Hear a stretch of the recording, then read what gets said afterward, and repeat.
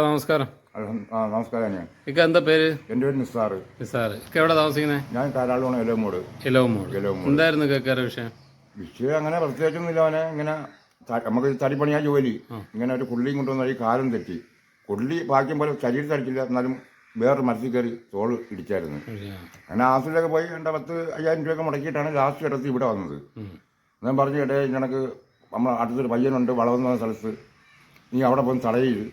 അങ്ങനെ വന്ന് ഞാൻ അങ്ങനെ കയറി പുള്ളി ഇവിടെ ഉണ്ടായിരുന്ന കസേര അപ്പോഴേ എണ്ണ എടുത്തുകൊണ്ടൊന്ന് ഓടിച്ച് പറഞ്ഞ് നല്ല ചതവുണ്ട് അവിടെ, പിന്നെ അടി കിട്ടിയ ഭാഗമാണ് എന്ന്. ഞാൻ പറഞ്ഞാൽ ശരിയായിരിക്കും.